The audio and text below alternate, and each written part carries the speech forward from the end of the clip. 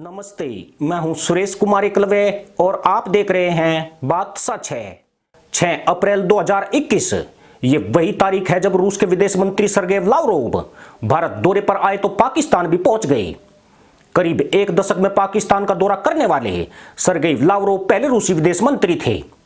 यह जानते हुए भी कि भारत और पाकिस्तान के रिश्ते सहज नहीं है, सर्गेई लावरोव पाकिस्तान पहुंच गए। यह एक तरह से पीएम मोदी को रशियन कूटनीति की चुनौती थी। चुनौती इसलिए कि रूस ने भारत को उसके घर में घुसकर घेरने की कोशिश की थी।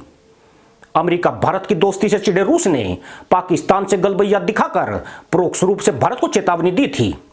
चेतावनी यही कि अगर भारत रूस के कट्टर दुश्मन अमेरिका से दोस्ती कर सकता है तो रूस के पास भी पाकिस्तान के रूप में विकल्प है। परंतु रूसी राष्ट्रपति व्लादिमीर पुतिन भूल गए कि ग्लोबल लीडर की रेटिंग में वे मोदी से कई पायदान नीचे हैं। उनके साथ इस प्रकार की बाजी खेलना पूरे रूस के लिए भारी पड़ सकता है और यकीनन पुतिन आज अपनी बाजी से मात खा गए हैं। मोदी ने रूस को उसी के घर में घुसकर औंधे मुंह कर दिया है। किरदार बदले हैं पर स्क्रीन प्ले जो का तो है। भारत विदेश मंत्री एस जयशंकर रूस के कट्टर विरोधी देश जॉर्जिया की 2 दिवसीय यात्रा पर पहुंच गए, जहां विदेश मंत्री का रेड कार्पेट स्वागत किया गया। स्वागत भी ऐसा कि राजधानी तिबिलिसी के एयरपोर्ट पर जयशंकर को रिसीव करने के लिए खुद जॉर्जिया के विदेश मंत्री डेविड जलकालियानी पहुंचे थे। खास बात यह है कि 1991 में सोवियत संघ से आजादी पाने के बाद यह भारतीय विदेश मंत्री की पहली जॉर्जिया यात्रा है। इससे पहले रूस के नाराज होने के डर से किसी भी भारतीय नेता ने जॉर्जिया की यात्रा नहीं की थी। एस जयशंकर के इस दौरे की खास बात यह है कि उन्होंने 17वीं सदी की महारानी संत केतवेन के अवशेष जॉर्जिया सरकार को सौंप दिए। ये अवशेष 1627 में गोवा लाए गए थे और 2005 में पुराने गोवे के संत ऑगस्टीन कॉन्वेंट में मिले थे। भारतीय विदेश मंत्री की जॉर्जिया यात्रा को रूस को कड़ा जवाब के रूप में देखा जा रहा है। इसमें कोई संदेह नहीं है कि पुतिन तशरीफ तक लाल हो रहे होंगे, पर यह मोदी कूटनीति है जो अच्छे को पानी भरने पर मजबूर कर देती है। आज से पहले भारत जॉर्जिया के साथ संबंधों को बढ़ाने से बचता आया था, लेकिन दोस्ती में दगाबाजी की शुरुआत रूस ने ही की है। भारत ने तो अपनी कूटनीति में बस थोड़ा सा बदलाव किया है।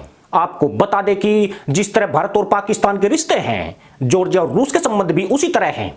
रूसी सेना ने जॉर्जियाई क्षेत्र के लगभग 20% हिस्से पर 1990 के दशक में सोवियत संघ के टूटने के बाद से कब्जा किया हुआ है। इस क्षेत्र में दक्षिण ओसेशिया और अबखाजिया का क्षेत्र भी शामिल है, जहां लोग आज भी रूसी पासपोर्ट पर यात्रा करते हैं। 2008 में दोनों देश बड़ी जंग भी लड़ चुके हैं। जॉर्जिया अमेरिका का सहयोगी देश है, इस कारण भी उसका रूस के साथ तनाव बना रहता है। भारत के साथ संबंधों को लेकर रूस शुरू से ही पाकिस्तान से किनारा करता रहा था, लेकिन 2009 के बाद भारत और अमेरिका के बीच घनिष्ठ संबंधों के बनने से बेचैन रूस ने पाकिस्तान के साथ अपने रिश्तों को मजबूत करना शुरू कर दिया। भारत के लाख विरोध के बावजूद रूसी सेना ने पाकिस्तान के साथ संयुक्त युद्धाभ्यास तक किया।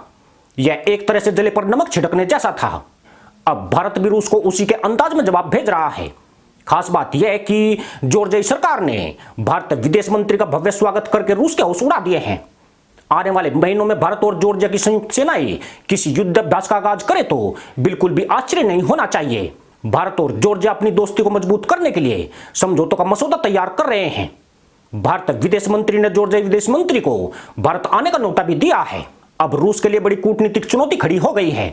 भारत से अपने मजबूत रिश्तों को बनाए रखने की जिम्मेदारी भी रूस के कंधों पर आ गई है।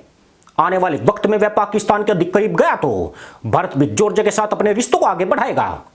यानी प्रधानमंत्री मोदी ने एक ही झटके में पलटा बराबर कर दिया है।